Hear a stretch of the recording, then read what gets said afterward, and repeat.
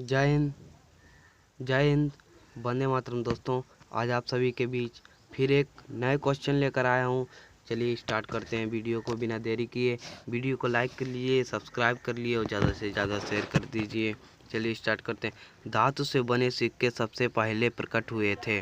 जो धातु के बने सिक्के थे वो सबसे पहले कहाँ प्रकट हुए थे?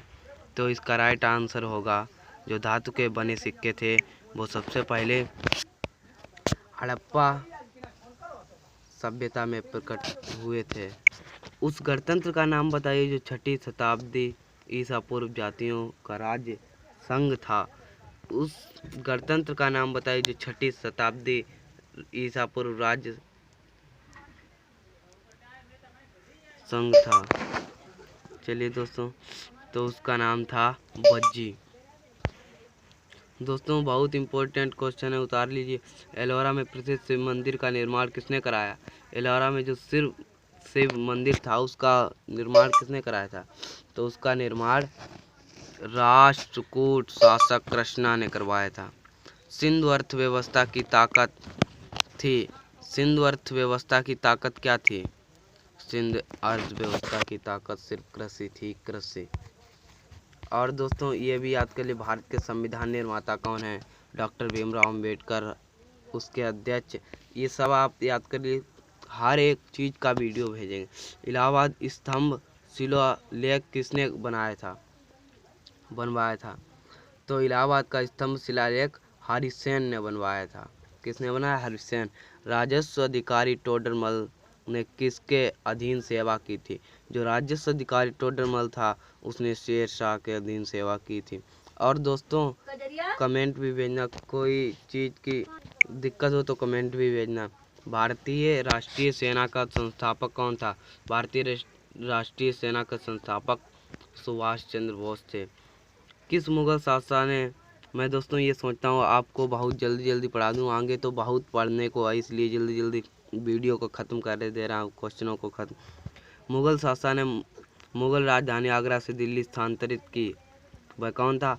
वो अकबर था। कलिंग के विरुद्ध अशोक के अभियान की जानकारी का मुख्य स्रोत क्या है? शिलालेख। गंगाधर किस कला किसके अधीन फली फूली? तो उसका नाम है कुषाण काल। किस सुल्तान ने सती प्रथा रोकने का प्रयास किया? मोहम्मद बिन तुगलक।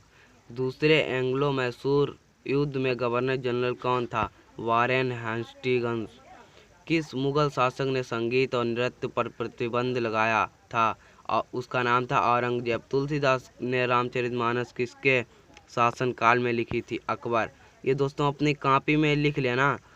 उस राज्य का नाम बताइए जिसने पहली बार युद्ध में हाथियों का इस्तेमाल किया हो। उसका नाम था मगध का राजा। ताजमहल किसके द्वारा बनवाया गया? ताजमहल शाहजहां के द्वारा बनवाया गया। उपनिषद शब्द का शाब्दिक रूप से अर्थ होता है पास बैठना। जिस मनीषी पंडित ने दक्षिण भारत का आर्यकरण किया था वे कौन थे?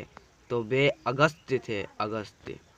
वैदिक संहिताओं में से भारतीय संगीत का उद्गम किसमें खोजा जा सकता? सामवेद में।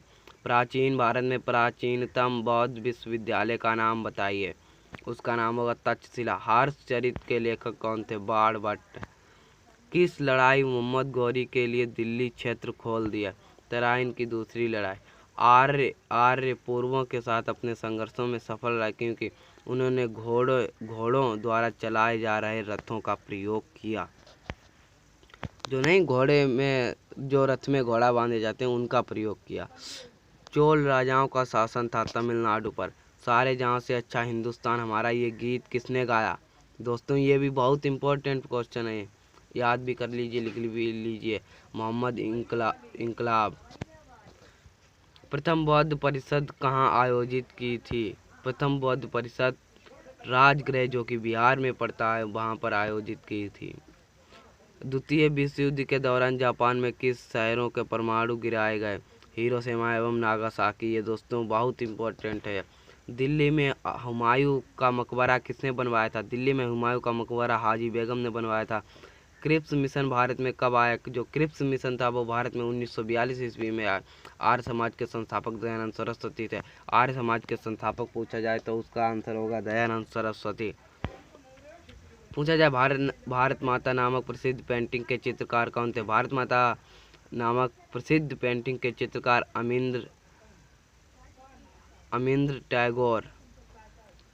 अवनींद्रनाथ टैगोर।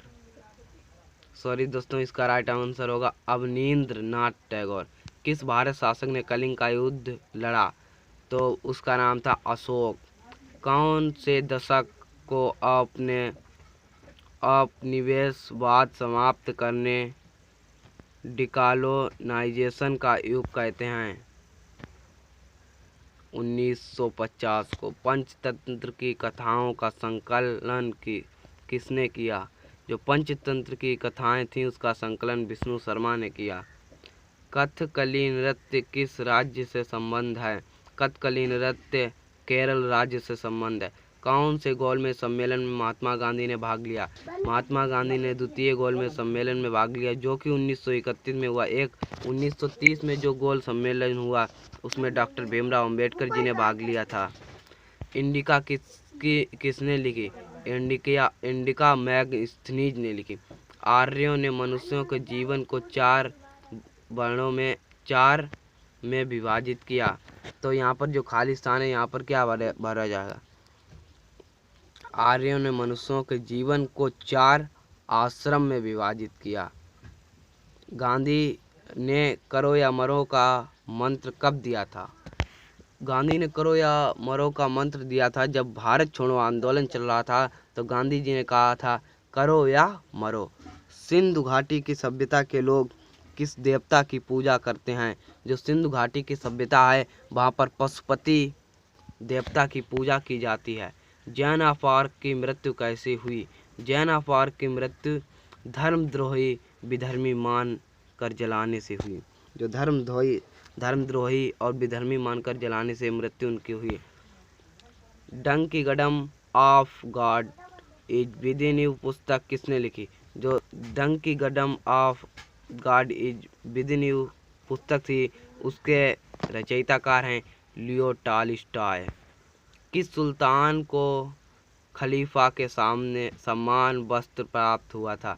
जो वह कौन सा सुल्तान था जिसको खलीफा के सम्मान में वस्त्र प्राप्त हुआ? तो वह कोई नहीं, वह इल्तुतमिश ही था। कनिष्क प्रथम किसका पृष्ठपोषक था? जो कनिष्क प्रथम था वो महायान बुद्धवाद का पृष्ठपोषक था। गीत गोविंद के लेखक कौन थे? जयदेव। ये दोस्तों सभी क्वेश्चन लिख लेना है। जब मार्गरेट थैचर प्रधानमंत्री थी उस समय किस देश के साथ ब्रिटेन ने फॉकलैंड द्वीपों पर नियंत्रण प्राप्त करने के लिए युद्ध लड़ा? तो उसका नाम था अर्जेंटीना। दूसरा क्वेश्चन है सूफी परंपरा में पीर से क्या आशय है? तो सूफियों की आस्थाओं के लिए लड़ने परंपरावादी शिक्षक। गुरु गोविंद सिंह द्वारा खालसा पंथ की स्थापना किस वर्ष की गई थी? तो जो गुरु गोविंद द्वारा खालसा पंथ की स्थापना 1699 ईस्वी में की गई। महात्मा गांधी के राजनीतिक गुरु कौन थे? गोपाल कृष्ण गोखले। 12 अप्रैल 1944 को सुभाष चंद्र बोस ने एक नगर में भारतीय राष्ट्रीय सेना का झंडा फहराया था। वह नगर इस समय किस राज्य में या केंद्र शासित प्रदेश में है? तो वह केंद्र शासित प्रदेश में है जिसका नाम है अंडमान एवं निकोबार द्वीप समूह। भारतीय पुनर्जागरण का जनक किसे माना जाता है? जो भारतीय पुनर्जागरण का जनक राजा राम मोहन राय को माना जाता है। जय हिंद, जय भारत। दोस्तों पढ़ते रहिए। कहना है कि मुश्किल नहीं है दुनिया में कुछ, तू जरा हिम्मत तो कर। कि मुश्किल नहीं है दुनिया में कुछ, तू जरा हिम्मत तो कर। ख्वाब बदले हैं हकीकत में, एक बार कोशिश तो कर। इसी के साथ कहना है कि जो बीत गया कल वो आज नहीं होता, कि जो बीत गया कल वो आज नहीं होता। सबसे ऊंचा उड़ने वाला पक्षी बाज नहीं होता।